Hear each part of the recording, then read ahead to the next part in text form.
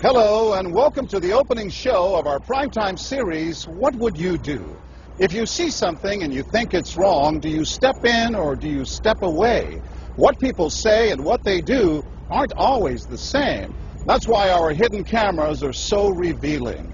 In our first scenario, we weren't sure what to expect when our opinionated man behind the counter meets the Muslim woman in a headscarf. Deep in the heart of Texas, at this little roadside bakery, bigotry is being served with a coffee and dish. Sir, I had a question. No, ma'am. We don't serve Muslims here. I'm sorry? This is America. We're at war with your people. I don't know what you think I am. I'm just trying to get an apple. Well, you're a terrorist is what you are. So... Excuse me? You got to take your business elsewhere. We don't serve your kind here. The other customers at this bakery near Waco seem to hear everything, but they barely look at the Muslim woman, even when the language is tough to take. Get back on the camel and go back wherever you came from.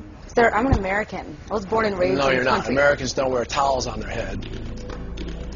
Muslim Americans say these are words they hear all the time in all parts of the country.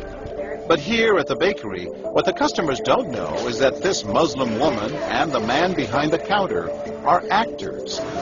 The bakery is working with us, all part of a primetime hidden camera experiment on prejudice and patriotism. Please take your business elsewhere. Am I asking too much? When no one even tries to help her, she makes a direct appeal. Sir, would you mind ordering me an apple strudel? That's why I'm here. I can give you the money. I have no problem. That's not a problem with me. Please, no, sir. I'm not going to let Don't you have order. a job. But when he gives her the cold shoulder, she finally just leaves. You could have helped her out. You could have spoken up. Why not? Me speak up for her? Well, if he tried to do some harm to her or something, then I would have. But why not try to set him straight? I really think that a person that owns his own business should be able to say who they sell to. She's not American. Others seem to agree with our actor as to who's an American and who's not. Is it all based on the way we look? I'm an American citizen. I just would like an apple strudel, please. Well, I'm sorry. Then why don't you dress like an American? You're This so is for American. religious purposes, sir, and I don't think you have any right to say anything. So I'm religious. I don't wear, Halloween costumes around.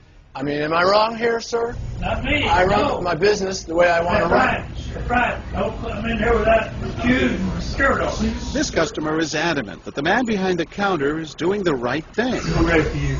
But the fact is, it's against the law to deny service to someone based on their race or religion. My name is John Quinones, and I'm with ABC News. What did you think of what you heard here? I didn't hear anything racist. He told her he wouldn't serve her. Well, he can say he wouldn't serve you if you come in here barefooted without a shirt on. But she wasn't barefoot or without a shirt on. Well, she wasn't dressed right. What do you mean? If I was running the place, I'd do the same thing. You wouldn't let Muslims shop at your store? I sure wouldn't. We never expected customers to be so candid.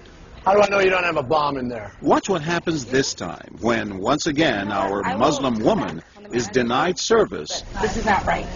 and again leaves. We reserve the right to not serve. That's right. Certain kind. That's right. That's, I appreciate saying that. I think that's the first time I've ever seen that. He not only commends the man behind the counter for his discriminatory behavior, but he gives him the thumbs up, not once, but twice, Good job. All right. as he leaves. Sir, can I talk to you, sir, for a second?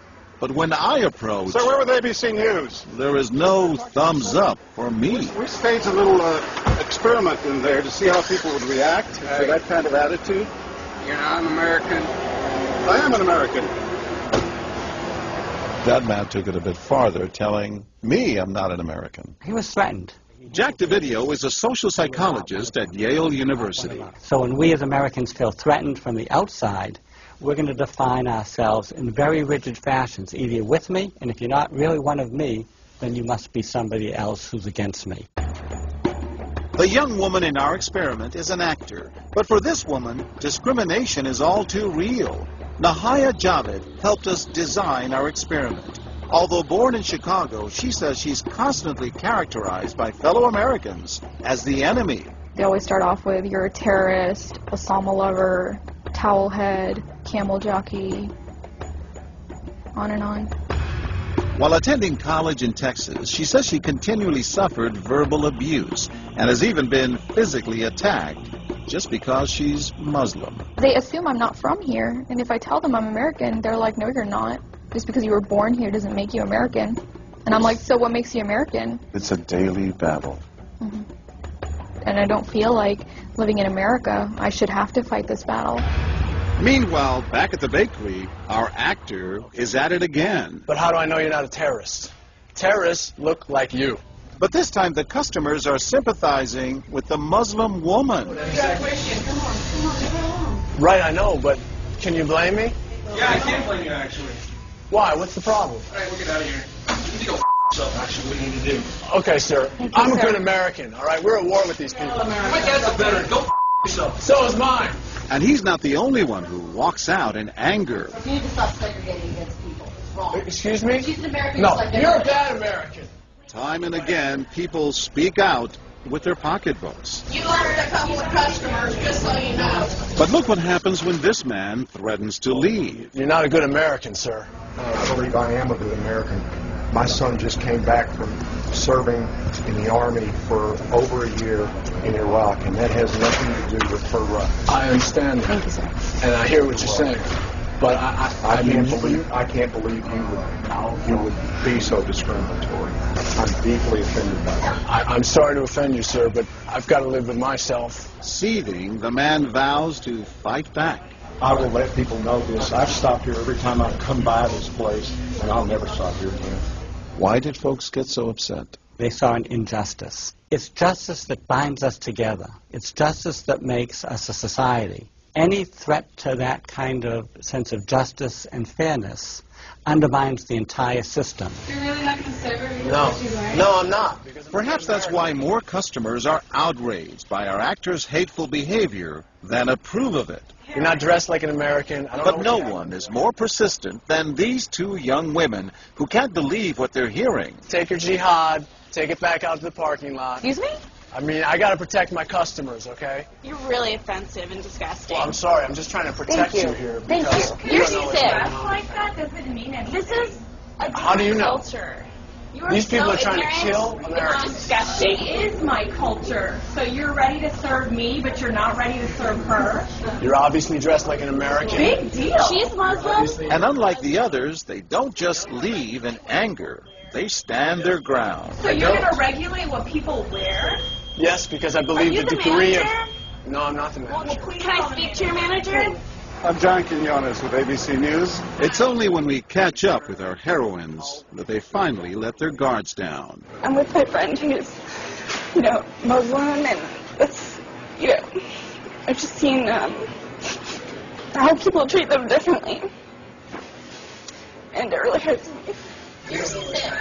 Just watching them stand up for what they believe in touches Professor DeVidio. In a way, they defended America. And I was impressed by that, because they wanted this to be a just society, a just place, a just bakery. I'm John Quinones. And remember this man whose son served in Iraq? He's also moved to tears. Every person deserves to be treated with respect and dignity. No matter how they're in every dressed. situation, no matter how they're dressed. Never have we seen reactions so polarized, from a thumbs up for prejudice to an emphatic thumbs down. Go yourself. Two different Americas, both convinced they're patriotic. At the end of the day, 13 people stood up for the Muslim woman, while 6 sided with the clerk. But the majority of the bystanders, 22, did or said absolutely nothing. That's what's most frightening to Muslims like Nahaya, who was watching our experiment. In fact, so frightening that they often avoid going out by themselves. It's really sad because I'm old enough to be able to do things by myself. I shouldn't need a chaperone all the time. But that one time that I'm alone and something bad might happen, I'd rather be safe than sorry. Hi, I'm Nahaya. It's no wonder this young woman was so moved by the people who came forward to protect a stranger who just happens to be Muslim. Thank you so much for what you did, and I wish more people would do these type of things. And I do too. It would make my life a lot easier.